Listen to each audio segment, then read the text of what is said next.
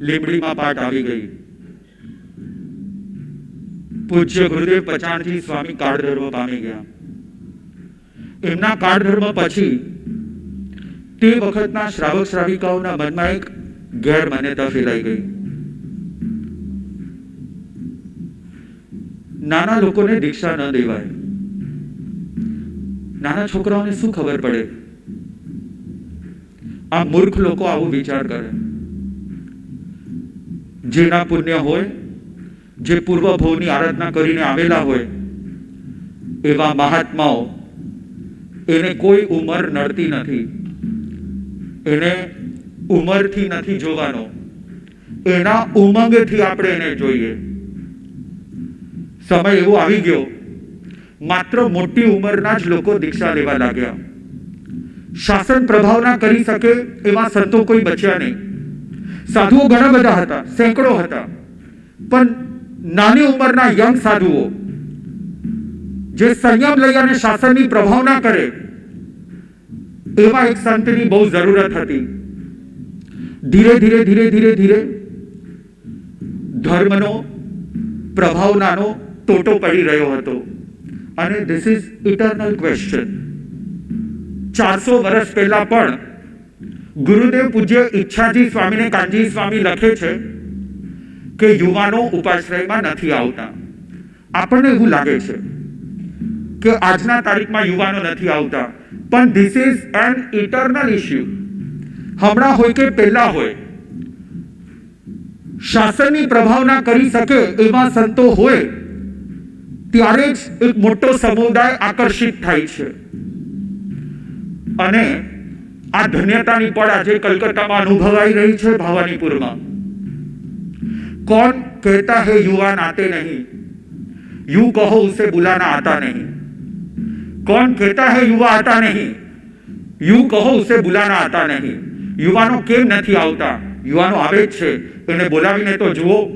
અને તે વખતે એક 9 વર્ષના બાળકના પપ્પા 5 જ વર્ષની ઉંમરે ગુજરી ગયા છે. 6 વર્ષની ઉંમરે એની મમ્મીને પ્રતિક્રમણ કરાવે છે.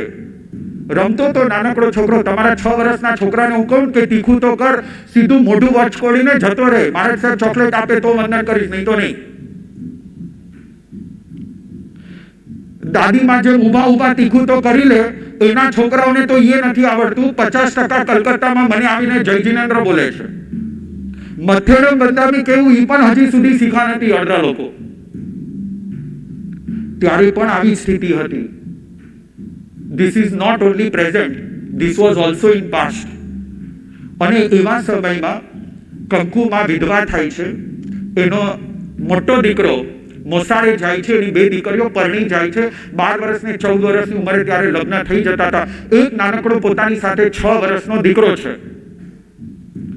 આ 6 વર્ષનો દીકરો રોજ સાંજે પ્રતિક્રમણ કરવા માટે જાય અને બહાર રમતો હોય.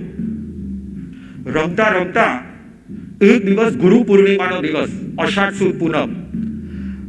મમ્મી ટેન્શનમાં છે, વરસાદ આવી રહી છે, હું પ્રતિક્રમણ કેવી રીતના કરીશ? રોજ કરું છું, આજે ચોમાસી પાકી ગુરુ પૂર્ણિમાના હું પ્રતિક્રમણ ન કરું કેમ બને? રડવા લાગે છે, રડવા જેવી થઈ ગઈ છે. અને બાળ આનંદ કુમાર મમ્મીને રમતા રમતા વરસાદમાં નાતા નાતા પૂછે છે, મમ્મી વોટ હેપન્ડ? શું થયું? બેટા પ્રતિક્રમણ નહીં કરી શકીશ. એમાં શું ચિંતા કરે છે? બેસને મારી બાજુમાં. એની આસન લઈ આવે છે, મમ્મીના મોઢા ઉપર મોમબત્તી. એટલે મમ્મી કહે છે, બેટા શું બાલિષ્ટા કરે છે? આવા નાટક શું કરે છે? જવા દે ને તું. નાના મમ્મી, હું સિરિયસલી કહું છું તને. બેસું. અને બેઠા પછી તીખું તો અયાહનમ પયાહનમ નૌકાર મંત્ર લોગસ નમોથુણમ. મમ્મીના આંખમાંથી દળ આંસુ આવી રહ્યા છે. અને પેલો પાછું તીખું તો બોલીને ઈચ્છામિનમ ભંતે તુભે અમૃણાય સમણે દેવસ્યમ પરિક્રમણ થાય પખ્ય ચોમાસી પખ્ય પરિક્રમણ થાય. જ્યાં શબ્દ સાંભળ્યો એની મમ્મીની આંખો ઉઘડી ગઈ કે આ કોઈ સામાન્ય બાળક નથી. આખું પ્રતિક્રમણ આખું પ્રતિક્રમણ બોલાવે છે, છેલ્લું નમોથનામ આપે છે અને મમ્મી એને ભેટે જાય છે કે વાહ બેટા, તું આ સંસારની અંદરમાં જતો નહીં, તું જીન શાસનને સમર્પિત થજે. 6 વર્ષની ઉંમરે એ બાળકને એના ગુરુ પાસે લઈ જાય છે અને 9 વર્ષની ઉંમરે એનો એવો વૈરાગ્યનો ચળકાટ એની લલાટ ઉપર ત્યાંના મહંત શિવ ભક્ત ગોસાઈજી એને લલચાવે છે કે મારી પાસે ધન ભંડારો છે, તને બધું આપી દઈશ, તું મારો શિષ્ય થા. આ જૈન સાધુઓ પાસે છે શું? લોજ કરવાના, વિહાર કરવાના, ભૂખે મરવાનું છે શું? એ લોકોનો તો રહેવાના પણ ઠેકાણા નથી. આ એક સારું છે, લીમડીનો ઉપાશ્રય એને મળી ગયો છે, બાકી કાંઈ નથી. ગોંડલ ગામની અંદર આ ઘટના બની અને ગોસાઈજીને નાનકડો 9 વર્ષનો છોકરો એમ કહે છે કે ગોસાઈજી, ये करना होता ना तो मैं संसार नहीं रहता, ये सब मुझे नहीं चाहिए, मुझे तो मेरे आत्म स्वरूप की प्राप्ति करनी है. અને ત્યારે એ આનંદ કુમારનો એ જવાબ સાંભળીને ગુરુદેવ પૂજ્ય કાનજી સ્વામીને, હીરાજી સ્વામીને વિશ્વાસ થઈ ગયો કે આ લોકોને મારે દીક્ષા દેવી છે. હવે એનો ટાઈમ પાકી ગયો છે, મારે હવે લાંબુ જોવું નથી. 10 વર્ષની ઉંમરે એને દીક્ષા આપે છે અને દીક્ષા આપતા સમયે બાલ આનંદ કુમાર પૂછે છે કે મારી મમ્મીનું શું થશે? એના દાદા દાદી કહે છે કે તારા એક છોકરાને તું દીક્ષા આપે છે, તારું શું થશે? અને બાલ આનંદ કુમાર એની મમ્મીને રિક્વેસ્ટ કરે છે કે મમ્મી તું પણ દીક્ષા લે. મમ્મી કહે છે મને પ્રતિક્રમણ કાંઈ નથી આવડતું, હું કેવી રીતના દીક્ષા લઈશ? પણ તું શાસનના ચરણે જજે, તું શાસનના ચરણે જજે, હું મારું જોઈ લઈશ, તું શાસનના ચરણે જજે. ગઈકાલે મેં આ વાત કરી અને બહુ હર્ષની સાથે તમને કહું છું, કામાણી જૈન ભવને નિર્ણય કર્યો છે કમિટી બોલાવીને.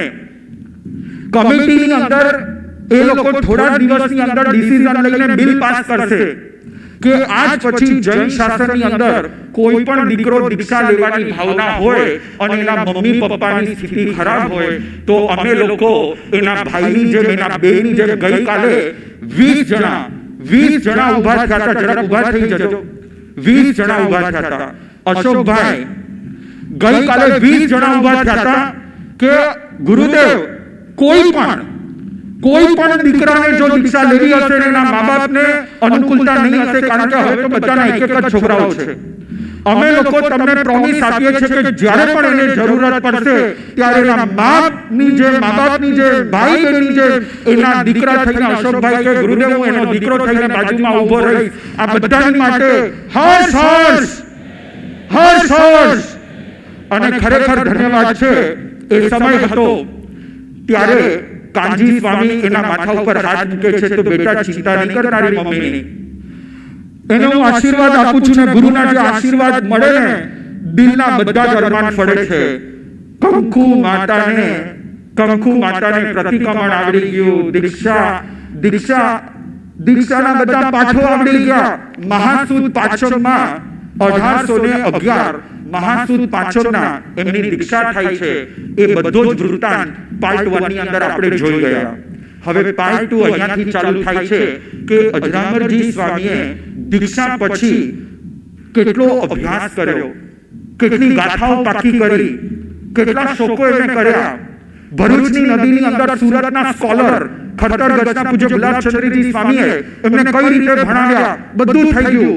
હવે લીંબડીના શેઠને તરબરાટ જાગ્યો કે ગુરુદેવ આ છોકરાને હવે જલ્દી આગળ લઈ આવો, એની શાસન પ્રભાવના કરાવો. ગુરુદેવ આપણને બહુ જરૂરત છે, અહીંયા બધા વડીલો આવે છે, યંગ કોઈ નથી આવતું. ગુરુદેવ આ છોકરાને તમે તૈયાર કરીને હવે શાસન પ્રભાવનાની આજ્ઞા આપો.